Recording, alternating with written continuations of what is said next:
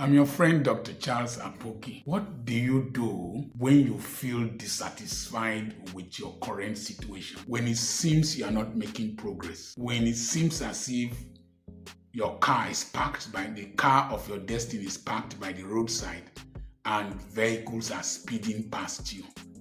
What do you do? Number one, evaluate your situation. Evaluate your situation. When I evaluated my situation at the age of 40, I found out that I was in the wrong place.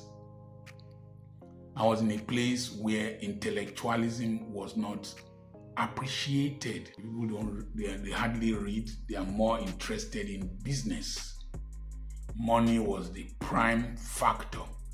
And if you don't have, no person recognizes you. I got to a point, I found out that ministry at that point was more of ozugbo ministry. In Igbo word, ozugbo, now, just now, quick. So a set of charlatans came, and all of them have faded away. A set of charlatans came, and they were the ones who were reigning. And you see, church folks always like novelty. Once a new thing comes, all of them will run towards it. And after some time, they will run to another direction. That's why Paul said, so that we are not swayed by every wind of doctrine. So I saw my strength. My strength was in my brain. My strength was in my education. So I had to relocate. So evaluate your life. Are you in the right place? Are you with the right people?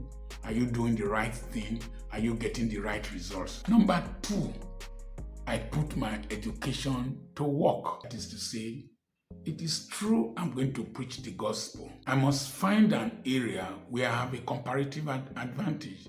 And that's, I have education. So I'm able to analyze some subject matters in greater details with more analogy, with better understanding to the people. And that gave me a mark of distinction. And I put all that into books and CDs. And that brought finances, that brought money. The next thing is another E. So we have E number one, education.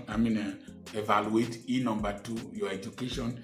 E number three, your experiences. I came to Ughelli. I came with the experience of having run men's fellowship in Imo and Abia states, having worked closely with my bishop, having preached in the Full Gospel Businessmen's Fellowship, having noticed the business acumen of the Igbo people and their principles of generating wealth.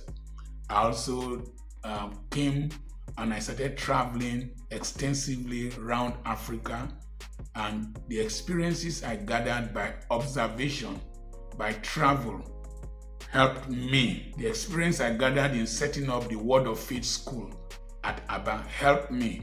The experience I gathered with my children at the Living Word Ministry schools helped me, and that enabled me to run these schools very well. Thank God my daughter that attended Living Word Academy is now the administrator. So she knows very much about running schools, and plus the fact that she studied education. So the next thing is your exposure. I got exposed to all kinds of people, and then I had exposure to different ministries and all that. If you are leaving Europe to Africa or America to Africa, you must come with these E's: your education, your experiences, and then your exposure. You will manage things differently. I was living differently from the people here. It generated criticism, generated anger, generated jealousy, generated character assassination. This Igbo man, when he come here, he with his wife, they pack our money go. It is my exposure that is different from your exposure. That's why I live differently. If you can work with Dr. Apoki for 1 year, you have tried. Yes, I won't tolerate your stupidity, your nonsense, your idiocy. I won't tolerate it. But if you do the right thing, you will work with me. There are people who have worked with me over the years, but I can't allow your Nigerianness. Bring your Nigerianness, your church mentality. You want to go and pray throughout the night, on Monday, then you come to my school and sleep, I will kick your ass. I won't tolerate that. I don't tolerate nonsense. So, then the next thing is be enterprising. If you have lived in the United States, you guys work hard. If you lived in the UK, you guys work hard. If you have been in the military, you work hard. So take your enterprising spirit, bring it into play. I brought the enterprising spirit of Igbo land here, and it has helped me. Then come with enthusiasm. Enthusiasm. Enthusiasm has godliness in it, has the motivation of God in it. So when you come with enthusiasm, it is the way you eat bitter cola that will make somebody beg you. That if you put your life into what you do will give you its own life, and then it will affect the lives of others.